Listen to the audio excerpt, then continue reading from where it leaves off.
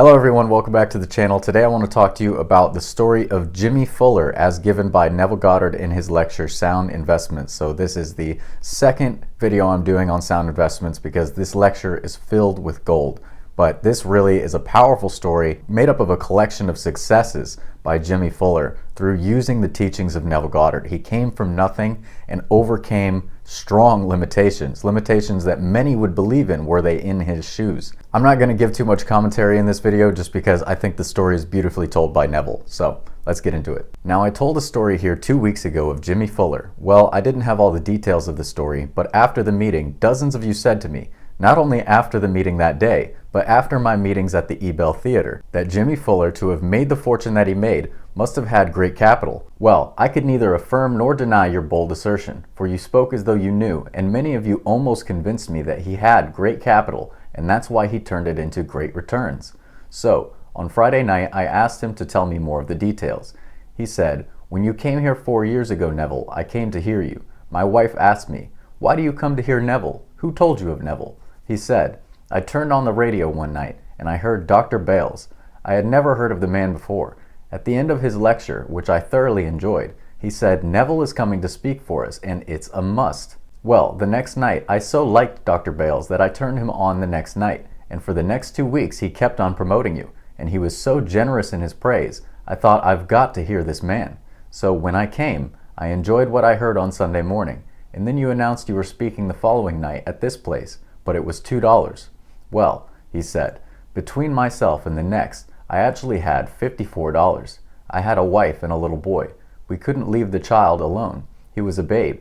It meant a sitter in. But my wife and I came to everything you gave, and one night we could not pay the sitter in. We just didn't have it. But we took our last, which was $54, and came to your every meeting, the two of us. And one night we didn't have it to pay that sitter in. 3 years later, Neville, I had not proven your theory. You know my problem, as I told you before. And his problem was all the marks and stripes of the world were against him. I tried to convince him it was only in his own mind that these stripes were placed. His acceptance of that as a restriction made it a restriction. But if he could only drop it by non-acceptance, by complete indifference to the pigment of his skin, he could accomplish his every dream by acceptance of it now. Well, in the last year, Jimmy Fuller, by complete acceptance, investing his moment, his now, has turned the year into a net profit of $250,000. He did not have 1 penny when he started. He did not raise a large capital. He didn't have it. He only invested God's coin. God gave it to him. He gave him the moment, which is time. So instead of spending his thought, which everyone has, and spending his time, which everyone has, he had no money. But he knew that thought was money. So he invested his thought in the now, knowing that it was not going to recede and vanish from sight, that it was an investment. It would advance into his future. Well, it did. It's so advanced that he tells me now that everything he touches turns to gold. Now he has 3 children. They come here every Sunday to Sunday school. He doesn't want his children to start with stripes, so he wants them to feel what this church gives. So every Sunday, Jimmy tells me many a Sunday he feels like taking off for the beach or up to the mountains with his wife, but he will not go because he wants his children to have an opportunity he didn't have. He says, "My people were very religious, but they must have worshipped a very poor God, for they were steeped in poverty. So, I just wouldn't go near the churches of my mother and my brothers and these people, because I couldn't conceive of such a God doing that to us. Yet, they never missed service. For when I found what I found here in this Science of Mind church, I brought my children to Sunday school. Now this is what happened to them. Here, God is love, and love surrounds them, and they know nothing but love. That God is love.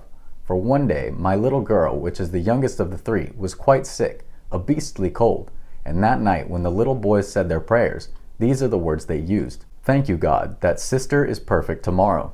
They could not look at the little girl, sick as she was, and say, 'Thank you, God, that sister is well now.' But they said, 'Thank you, God, that sister is perfect tomorrow.' Neville, it was a miracle. The next day, that child was perfect.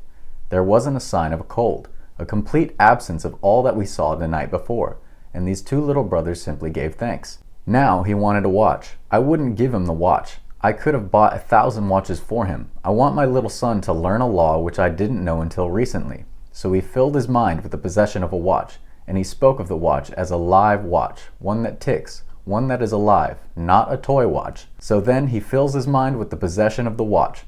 On his way to school he found a live watch. Now he knows the working of the law. that the complete acceptance of the state in consciousness must result in an externalization of the state accepted. So if he accepts the watch, he need not turn to his earthly father as the medium through which the watch will come. I don't want to think for 1 second he has to point to his mother or his father as the only channels through which his good will come. I want him to recognize an infinite Father, the Father of us all, who gave to him as he gave to me everything that I will accept. I want my children to learn it as I have learned. Yes, I could shower him with gifts, but then he would look to me as the only channel through which it will come. That I must not accept. So you should see the little boys and little girls actually live by this law. God to them is love and the only reality, and love surrounds them, so they never miss the Sunday school here. Then he goes on to tell me all the other wonderful things that have happened by the mere acceptance of this law. He said, "The getting of my car, this convertible Cadillac, I treated it loosely. I sat quietly in my living room and drove my Cadillac, and I simply treated for this loosely," he said. "I didn't put real effort into it. I accepted it, and then when I decided to get it, I simply put in 3 telephone calls, and that day I was driving this car, Neville." Now everything happens just like that. Today, instead of going to my office and working in the office, I work behind the scenes. I sit all day and I hear the report that is good for my employees. My entire office staff must tell me good news, the only thing I will allow myself to hear. I ride my car, I'm in the office, I'm at home, I'm in the office, but I am only hearing good news. And seldom do I go to the office physically to do office work, so I am behind the scenes, only hearing good news.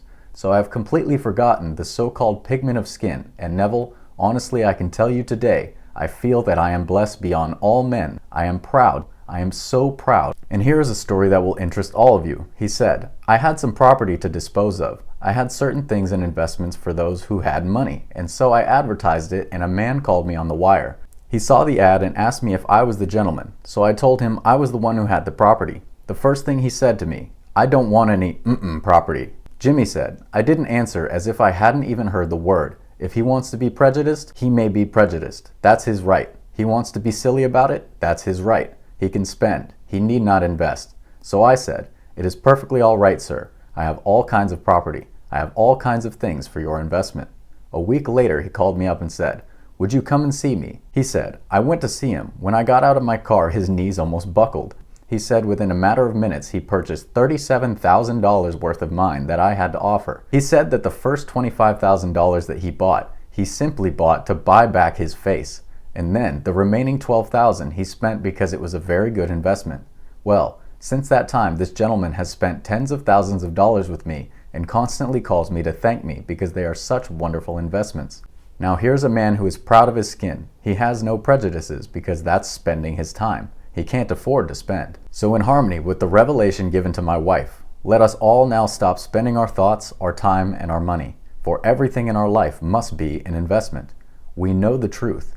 This platform radiates the truth.